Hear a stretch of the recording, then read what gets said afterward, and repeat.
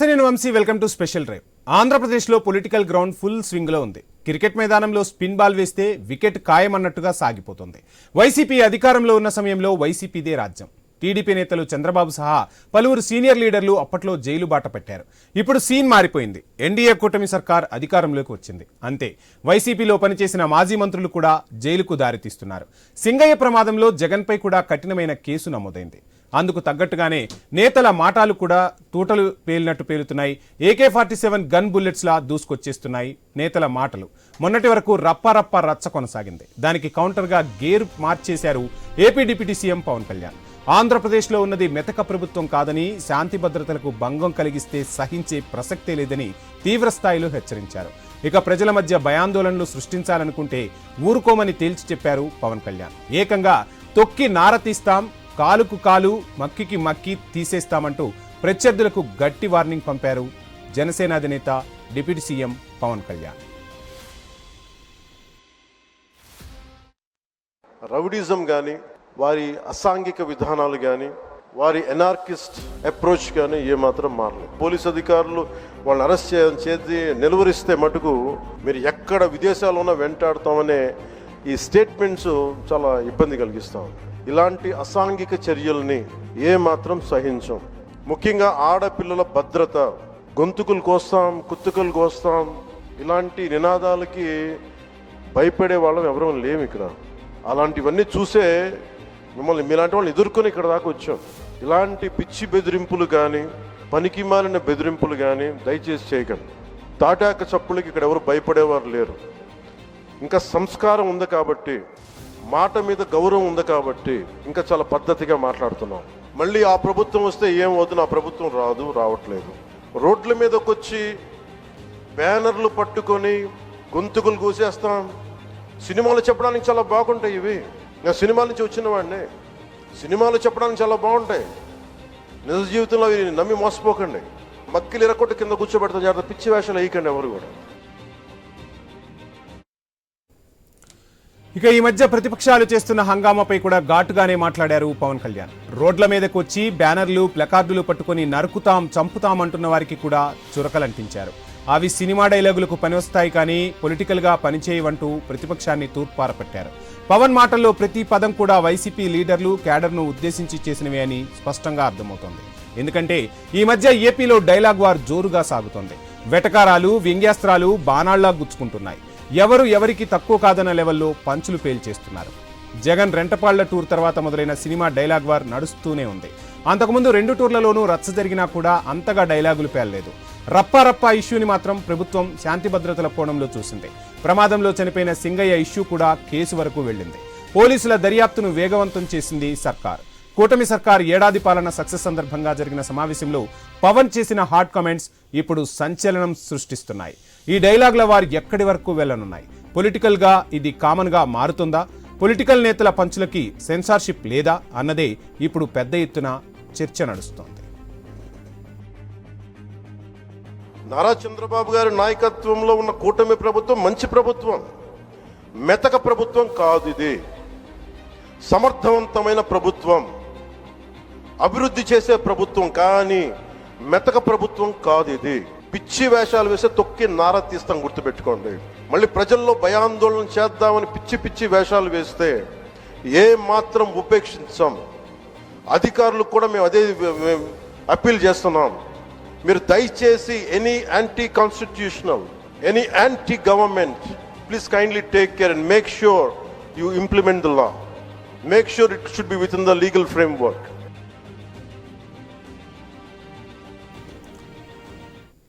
ఇక ఇదే అంశంపై మనతో మాట్లాడేందుకు బొట్ల రామారావు గారు, వైసీపీ సీనియర్ నాయకులు, అదేవిధంగా మహేష్ గారు, జనసేన సీనియర్ నాయకులు మనకు అందుబాటులో ఉన్నారు జూమ్ లో. వారిద్దరిని అడిగి మరిన్ని వివరాలు తెలుసుకునే ప్రయత్నం చేద్దాం.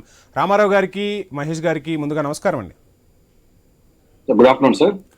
రామారావు గారు, చూస్తున్నాం మొత్తంగా డిప్యూటీ సీఎం పవన్ కళ్యాణ్ నిన్న సంచలన వ్యాఖ్యలు చేశారు.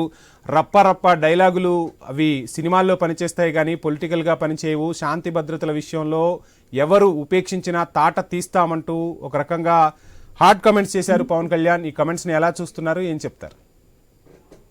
నమస్కారం అండి.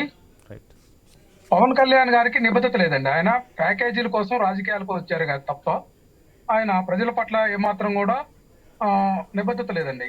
విషయం ఏంటంటే ఏ పార్టీ అయినా ప్రజల్లో తమ ఆ, ఒక ఇది ఏదైతే మేనిఫెస్టో ఉందో దాన్ని తీసుకెళ్లి ప్రజా విశ్వాసం పొంది ఎన్నికల్లో గెలుపొంది ఆ ప్రజాస్వామ్య పరిపాలన చేయాలనుకుంటారండి. పవన్ కళ్యాణ్ గారు పార్టీ పెట్టి ఏదైతే తెలుగుదేశం పార్టీకి మద్దతు ప్రకటించారే అది ఎక్కడా కూడా భారతదేశ రైట్ రైట్ రైట్ చరిత్ర రామారావు గారు టాపిక్ డైవర్ట్ అవుతుంది. సరే, వాళ్ళు కూటమిగా ఏర్పడ్డారు. కూటమిగా ఏర్పడిన తర్వాత ప్రజలు ఆ కూటమిని అంగీకరించారు.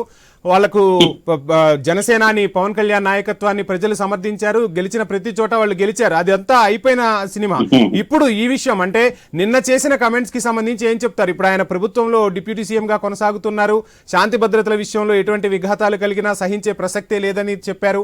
ఒక రకంగా చెప్పాలంటే శాంతి భద్రతలకు సంబంధించి పిచ్చి పిచ్చి వేషాలు వేస్తే మోకాళ్ల మీద నిలబెడతామన్నట్టు చెప్పారు. ఎలా చూడాలంటారు రామారావు గారు ఈ వ్యాఖ్యలను? ఆ సబ్జెక్టే మాట్లాడారు. రాష్ట్రంలో శాంతి భద్రతలు కరువైనాయండి. మా పార్టీ కార్యకర్తల మీద వేలాది మంది మీద కేసులు పెట్టడం, వాళ్ళ ఇళ్ల మీద దాడులు చేయడం, ఇప్పటికే 36 మంది మీద హత్య చేశారండి. పవన్ కళ్యాణ్ గారు సొంత నియోజకవర్గంలోనే దళితుల్ని వెలివేస్తే దాన్ని పట్టించుకున్న పాపాను పోలేదు ఆయన పరామర్శ. ఆయన రాష్ట్రంలో ఎక్కడ జరిగిన పరామర్శకని పోతా ఉంటారు కదండి. ఇక్కడ ఎందుకు పోలేదండి? ఆయన ఏదో ఒక స్టైలిష్ గా సినిమా యాక్టర్ కాబట్టి స్టైలిష్ గా సినిమా పార్టీ లాగా టోల్గేట్ పార్టీ లాగా చేసుకునేటువంటి పరిస్థితి తప్ప ఆయన ఎక్కడ కూడా ఒక పొలిటికల్ పార్టీగా ఒక డిప్యూటీ సీఎం బాధ్యతాయుతంగా వ్యవహరిస్తున్నటువంటి పరిస్థితి అయితే లేదు. మాటలకు చేతలకు చాలా తేడా ఉంటాయి కదండి. రైట్ మహేష్ గారు చూస్తున్నాం. రైట్ రైట్ మళ్ళీ రామారావు గారు మీకు టైం ఇస్తాను. రామారావు గారు మీకు టైం ఇస్తాను. మొత్తంగా మీరు కూటమికి పవన్ కళ్యాణ్ ఒక తొత్తుగా మారిపోయారు. ఆయన ఏదో డైలాగులు చెప్పారు, అవి సినిమా డైలాగులే కానీ ఏమి చేయలేని పరిస్థితి అన్నట్లు రామారావు గారు మాట్లాడుతూ ఉన్నారు. ఏం చెప్తారు? సార్, ముందుగా నాకు అవకాశం ఇచ్చిన ఐ న్యూస్ కి, అలాగే మీకు, అలాగే ప్యానల్ వైఎస్ఆర్సీపీ నాయకులకు కూడా గుడ్ ఆఫ్టర్నూన్ తెలియజేసుకుంటూ, సార్ ఇప్పుడు ప్రజలు యాక్సెప్ట్ చేసిన తర్వాత తిరిగి అదే అంశాన్ని మళ్ళా మాట్లాడడం వల్ల నవ్వులు పాలు అవుతారే తప్ప దానివల్ల పెద్ద ప్రయోజనం లేదు. నేను ఖండించాను. ఇప్పుడు టాపిక్ వచ్చేసి జరుగుతున్న డైలాగ్ మాట్లాడదాం. ఓకే అక్కడికే సార్, నేను అక్కడికే చెప్తున్నా. చెప్పారు కాబట్టి ఇప్పుడు డైలాగ్ వార్ అనే దాని మీద మన టాపిక్ నడుస్తుంది కాబట్టి సార్, గతంలో కూడా 5 సంవత్సరాలు ఈ వైఎస్ఆర్సీపీ వాళ్ళు మాట్లాడిన భాష ఏదైతే ఉందో దానే మేము తరచూ టీవీ డిబేట్ లో కానీ పబ్లిక్ మీటింగ్స్ లో కానీ ఇలాంటి భాష తీరు ఎలా ఉంది అని చూడండి అని చెప్పి ప్రజల ముందు ప్రతిరోజు పెట్టడానికి ప్రయత్నం చేశాం. ఆ రోజు వల్లభనేని వంశీ దగ్గర నుంచి, కోడాలి నాని దగ్గర నుంచి, బోరుగడ్డ అనిల్ దగ్గర నుంచి, లేకపోతే అనిల్ కుమార్, నందగామ సురేష్ దగ్గర నుంచి, రోజా దగ్గర నుంచి, పేనీ నాని దగ్గర నుంచి అదొక అడ్వాంటేజ్ గా తీసుకున్నాం మేము ఆ రోజు. అంటే ఇటువంటి నాయకులు ఇటువంటి భాష మాట్లాడుతున్నారు అనే విషయాల్ని మేము ప్రజల ముందు తరచూ పెట్టాం. ఇట్లాంటి వాళ్ళు మనకు కావాలా, ఇట్లాంటి వాళ్ళు మీరు ఎన్నుకున్నారని చెప్పి పెట్టినప్పుడు ప్రజలు దాన్ని నమ్మి ఇట్లాంటి వాళ్ళు అవసరమా అని చెప్పి ఎప్పుడు లేనంత విధంగా వీళ్ళు బటన్ నొక్కి పథకాలు ఇచ్చినప్పటికి కూడా మీ భాష సరిలేదు, లేకపోతే మీ తీరు సరిలేదు, మీ ఆలోచన విధానం సరిలేదు అనే విషయాలను నమ్మి ఈ రోజు చాలా దారుణంగా 11 సీట్లకు పరిమితం చేశారు. ఇప్పుడు ఏదైతే ఈ రోజు ఆంధ్ర రాష్ట్రంలో డైలాగ్ వార్ నడుస్తా ఉందో ఇది నేనేమంటానంటే సేమ్ ఇది మీకు కూడా అప్లికేబుల్ అవుతుంది, ఇది మాకు కూడా అప్లికేబుల్ అవుతుంది. ఇప్పుడు మీరేం చేస్తారంటే పెట్టండి ప్రజల ముందు. పవన్ కళ్యాణ్ గారు తాట తీస్తామన్నారు, కరెక్ట్. గంజాయి వాళ్ళని తీసుకొచ్చి ఎంకరేజ్ చేస్తే తాట తీస్తామని చెప్తారు. లేకపోతే రోడ్ల మీదకి వచ్చి ఫ్లెక్సీల్లో రపారపాని పెట్టడం తప్పు కాదు సార్. రపారపాని పెట్టడం తప్పు కాదు. గంగమ్మ వేటల్లో కొడవల్లాగా వేట కోటుల్లాగా నరుకుతామని చెప్పడం అది తప్పనిపించింది. పబ్లిక్ కూడా దాని ఇబ్బంది పడ్డారు. సో అలాంటి వాళ్ళ కోసం తాట తీస్తామని చెప్పడం జరిగింది. ఇంకోటి, స్టేట్ సంవత్సరం రోజులుగా ఒక పక్క లా అండ్ ఆర్డర్ ని ఎప్పుడు ఇబ్బంది పెట్టాలని చేసే ప్రయత్నం. జగన్మోహన్ రెడ్డి గారు ఎప్పుడు పబ్లిక్ లోకి వచ్చినా కానీ ఎప్పుడు కూడా చాలా శాంతియుతంగా ప్రోగ్రామ్ చేసుకుని వెళ్ళిన దాఖలు లేదు. ఈవెన్ అనంతపూర్ రాప్తాడ్లో కూడా ఎంత ఇష్యూ జరిగిందో మనం చూసాం. మొన్న పల్నాడులో చూసాం, నిన్న పల్నాడులో చూసాం. సో ప్రతిసారి ఆ వచ్చినప్పుడు చాలా సాఫ్ట్ గా వెళ్ళిపోయే పరిస్థితి లేదు. నిన్న మొన్న తీసుకున్నట్టు. ఒక నిమిషం సార్, చెప్పండి. రైట్ మహేష్ గారు, మా ప్రతినిధి కాంతి లైవ్ లో ఇదే ఇష్యూకి సంబంధించి మరింత సమాచారం అందిస్తారు.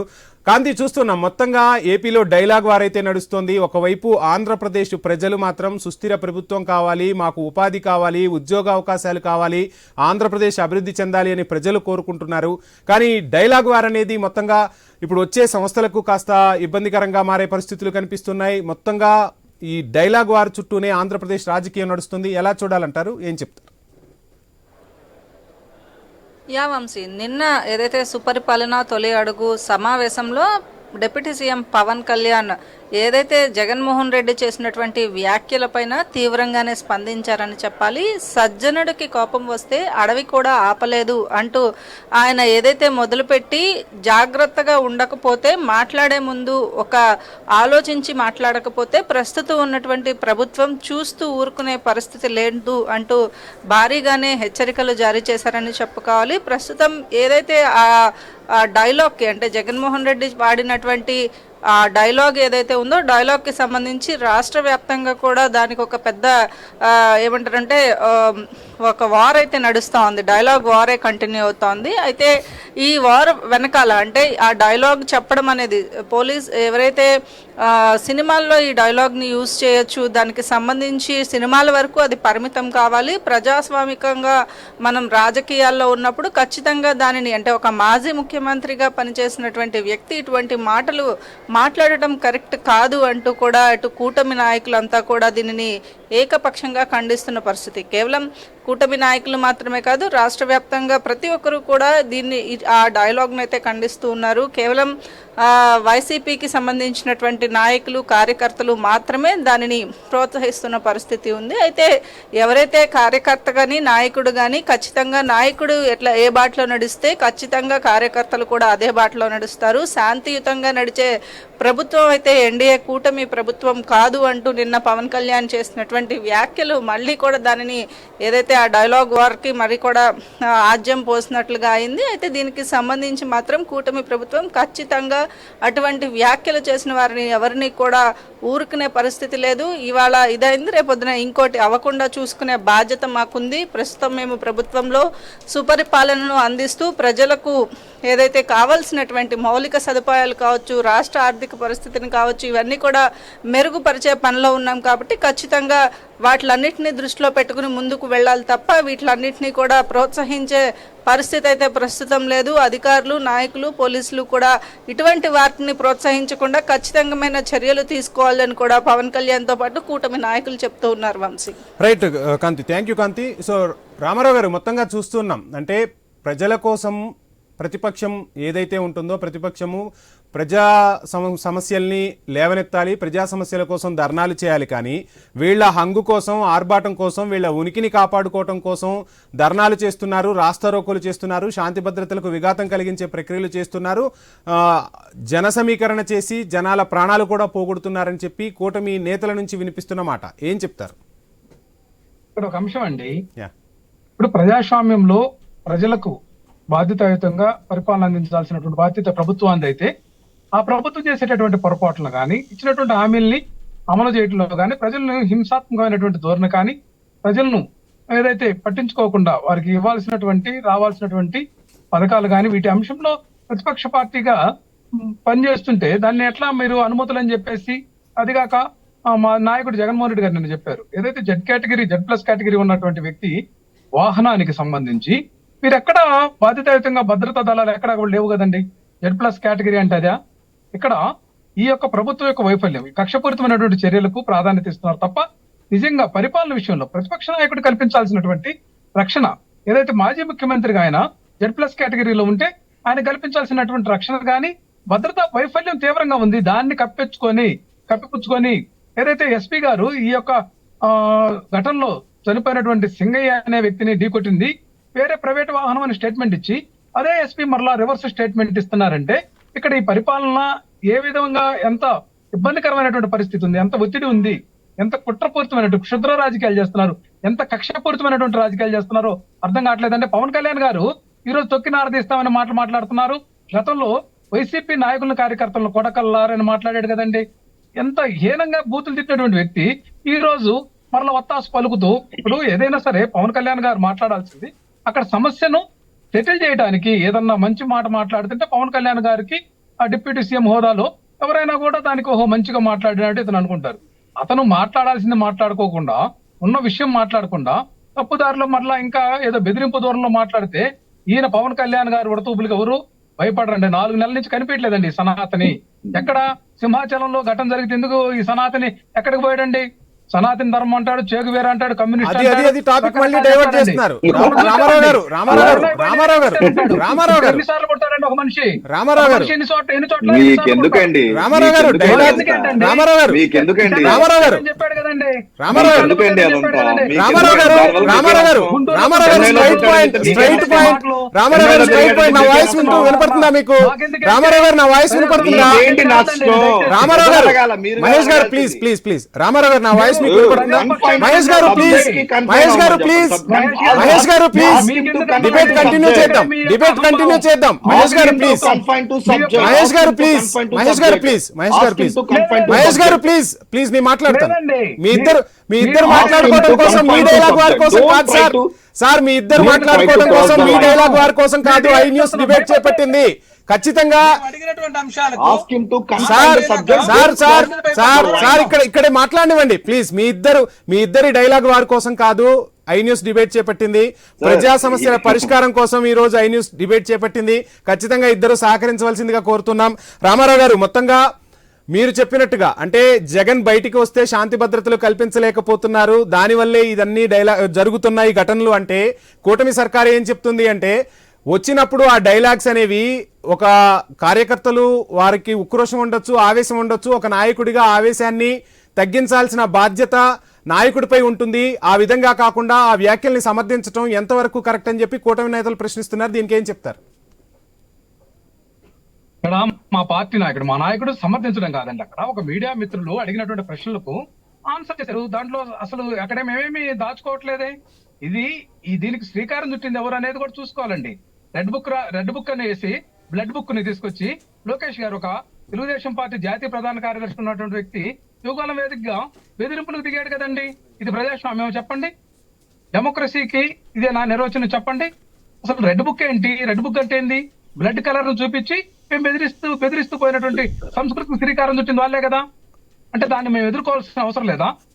వాళ్ళ నిర్ణయాల్ని, వాళ్ళ విధానాల్ని, వాళ్ళ తప్పుడు విధానాల్ని అంటే వాళ్ళు రెడ్ బుక్ లో రాసినంత మాత్రాన ఎదుర్కోవాల్సిన అవసరం ఉంది కదా. రామారావు గారు రెడ్ బుక్ లో రాసినంత మాత్రాన రాజ్యాంగం ఉంటుంది, చట్టాలు ఉంటాయి, ఆ చట్టాలకు అనుగుణంగా సాగుతుంది. ఇక్కడ ఇప్పుడు రాజ్యాంగ ప్రకారం అయితే కొమ్మినేని శ్రీనివాసరావు గారిని అరెస్ట్ చేయటం ఏంటండి? మరలా మీరు సార్ మనకు టాపిక్ డైవర్ట్ అవుతుంది. టాపిక్ డైవర్ట్ అవ్వద్దు. ఇక్కడ ఉన్న విషయము డైలాగ్ వారికి సంబంధించి మనం మాట్లాడుతున్నాం. రైట్. మొత్తంగా మహేష్ గారు చూస్తున్నాం, ప్రభుత్వం అణిచివేయటం వల్లే ప్రజల్లో తిరుగుబాటు వస్తుంది. మా నాయకుడు వస్తుంటే అశేషంగా జనం తరలి వస్తున్నారు. ఆ జనాన్ని కంట్రోల్ చేయలేకపోతున్నారు. ఒక మాజీ ముఖ్యమంత్రికి ఇవ్వాల్సిన భద్రత కూడా ఇవ్వకుండా మీ వల్లే ఈ పొరపాట్లన్నీ జరుగుతున్నాయని చెప్తున్నారు. ఏం చెప్తారు మహేష్ గారు? సార్, మేము GO 1 పెట్టలేదు, పోలీస్ 30 యాక్ట్ పెట్టలేదు, 144 సెక్షన్స్ పెట్టలేదు. ఎవరన్నా వస్తారంటే ముందే 41 నోటీస్ ఇచ్చి లోకల్ లీడర్స్ ని అక్కడికక్కడి బ్లాక్ చేయలేదు. గత 4 సంవత్సరాలుగా వైఎస్ఆర్సీపీ ప్రభుత్వం ఇదే చేసింది. మేము అలా ఏం చేయలేదు. జగన్మోహన్ రెడ్డి గారు 100 మందితోన రాని, 1,00,000 మందితోన రాని, మాకేం ప్రాబ్లం కాదు.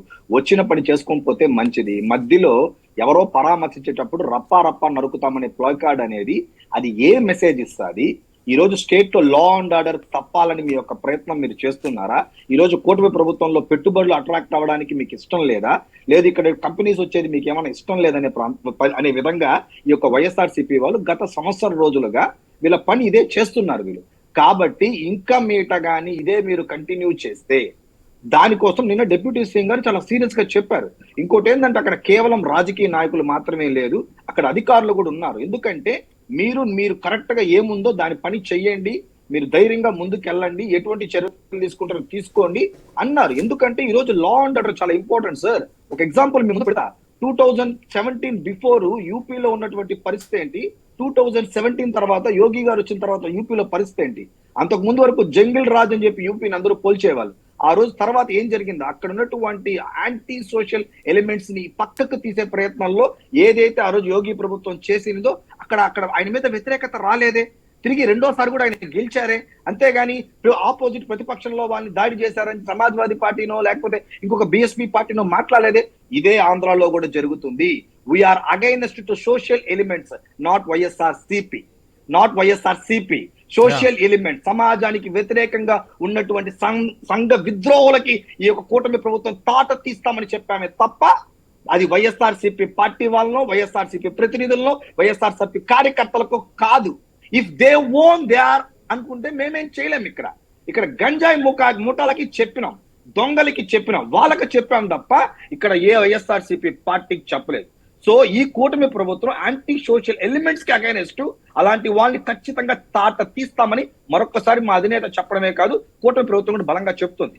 ఇది వాళ్ళ వరకే కన్ఫైన్ అవుతుంది సార్. సామాన్యులు ఆంధ్ర రాష్ట్రంలో ఏం బతకట్లేదా? తెల్లారి హ్యాపీగా వెళ్ళి స్కూళ్ళలో చదువుకోవట్లేదా? ఉద్యోగాలకు వెళ్ళి తిరిగి రావట్లేదా? వాళ్ళేం టార్గెట్ చేయట్లేదు కదా. ఎవడైతే ప్రభుత్వానికి గాని లేకపోతే ప్రజలకు గాని ఇబ్బంది పెడతారో, ఎవరైనా రాజకీయ పార్టీలని పేర్లు చెప్పుకొని ఇబ్బంది గురి చేస్తున్నారో అలాంటి వాళ్ళ ఉద్దేశం నుంచి తాట తీస్తామనే మాట చెప్పారు. అక్కడ వరకు అది కన్ఫైన్ అవ్వాలి తప్ప దాన్ని ఎవరెవరో ఓన్ చేసుకుంటే అది లెఫ్ట్ టు దెమ్ యాక్చువల్లీ, అంతవరకు వాళ్ళకి వదిలేస్తాం. సో ఇది ఇలాగే ఉంది. ఎందుకంటే ఈ రోజు మనం 5 years లో ఏం జరిగిందనే విషయాలు పబ్లిక్ లో పెట్టాం, మాకు మ్యాండేట్ ఇచ్చారు.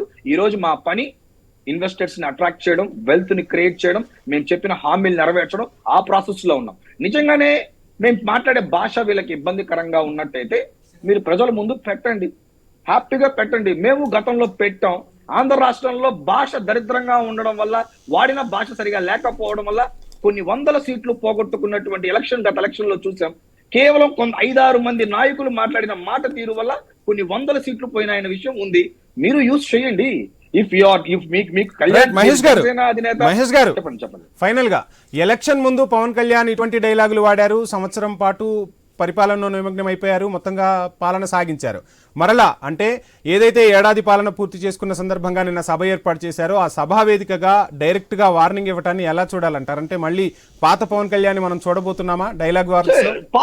పాత పవన్ కళ్యాణ్ గారు అదంతా కాదు సార్. ఇక్కడ ఏంటంటే మీరు చూడండి, లాస్ట్ 1 month గాను లేకపోతే గత 3 నెలలు గాను ఏదో విధంగా మన ఏపీలో ఏదో విధంగా శాంతి భద్రతలు సరిగా లేదనో, లా అండ్ ఆర్డర్ సరిగా లేదనో, సేఫ్టీ అండ్ సెక్యూరిటీ సరిగా లేదనో, ఎప్పుడు ఏదో ఒకటి గొడవ వస్తుందనో, లేకపోతే ఎవడో మీద కేసులను, ఇది తరచూ జరిగే ప్రాసెస్ లో ఏమవుతుందంటే డెఫినెట్లీ ఇన్వెస్టర్స్ అన్న వాళ్ళు కానీ లేకపోతే ఎవరన్నా ముందుకు రావాలనుకున్నప్పుడు కొంత ఏంటంటే అందుకోసం పిచ్చి వేషాలు కానీ ఎవరన్నా యాంటీ సోషల్ ఎలిమెంట్స్ వాళ్ళు అలా చేస్తే వాళ్ళ బలంగా నిన్న కూటమి ప్రభుత్వం హెచ్చరించడం జరిగింది.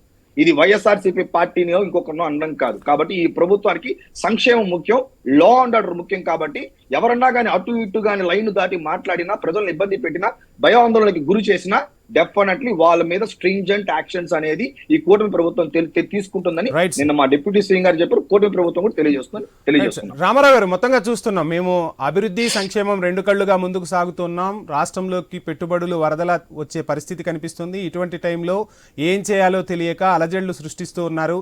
మొత్తంగా ఇన్వెస్టర్స్ ను భయపెట్టే ప్రయత్నం అయితే చేస్తున్నారు. అరాచక పాలన చేసి అదంతా మేము ఇప్పుడు గాడిలో పెట్టాం, మరలా ఆ దిశగా అడుగులు వేస్తూ ఉన్నారు అని చెప్పి కూటమి నేతల నుంచి సూటిగా వినిపిస్తున్న మాట ఏం చెప్తారంటే, ఖచ్చితంగా రాష్ట్ర ప్రజలైతే అంతా ఇప్పుడు ఆశగా ఎదురు చూస్తున్నారు. కంపెనీలు రావాల్సిన అవసరం ఉంది, పక్క రాష్ట్రాలకు వెళ్ళి ఉద్యోగాలు చేయకుండా స్వరాష్ట్రంలో ఉద్యోగాలు చేసుకోవాలి, మన రాష్ట్రం అభివృద్ధి చెందాలని చెప్పి ప్రజలైతే బలంగా కోరుకుంటున్న పరిస్థితి. సో బాధ్యతాయుత గల ప్రతిపక్షంగా మీరు ఏం చెప్తారు? ఒక అంశం అండి, కూటమి నేతలు ఏదైతే చంద్రబాబు నాయుడు గారు అయితే తన ఆస్తులు, తన కుటుంబ ఆస్తులు పెంచుకోవడానికి ఈ 1 year లో కష్టపడినట్లుగా ఎవరు కష్టపడలా. అట్లాగే డిప్యూటీ సీఎం కూడా తన అనుయాయులకు, తన అనుచరుడైనటువంటి టీజీ విశ్వప్రసాద్కి 1200 ఎకరాలు ఏదైతే ఎలక్ట్రికల్ స్కూటర్లు తయారు చేసి అది కంపెనీ పెడతామని చెప్పి 1200 ఎకరాలు కేటాయించారు. అది ప్రజలు గమనిస్తున్నారు.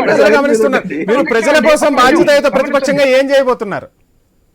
బాధ్యతాయుత ప్రతిపక్షంగా మేము ఈ యొక్క కూటమి చేసేటటువంటి అరాచకాల మీద నిలదీస్తాం. అసెంబ్లీకి రమ్మని చెప్పండి సార్. చాలు. మెడలు వంచి అమలు చేసేదాకా కూటమి మెడలు వంచి, ప్రభుత్వం యొక్క మెడలు వంచి పనిచేయిస్తాం. మా యొక్క ఉద్యమం పనితీరుతోటే ఆ తల్లికి వందనం గానీ చిన్న చిన్న పనులు జరుగుతున్నాయండి. లేకుంటే వీళ్ళు ప్రజలను అసలు ఇచ్చినటువంటి హామీలన్నింటిని కూడా చెవిలో పూలు పెట్టారు కదా. ఎంత నిర్భయంగా యథేచ్ఛగా వీళ్ళు చేస్తున్నటువంటి అరాచకం ఉందండి. రైతులకు ఇచ్చినటువంటి హామీని ఎందుకు నెరవేర్చలేదు? సంవత్సరం పాటుగా తల్లికి వందనం 1 year ఎగ్గొట్టారు కదండి.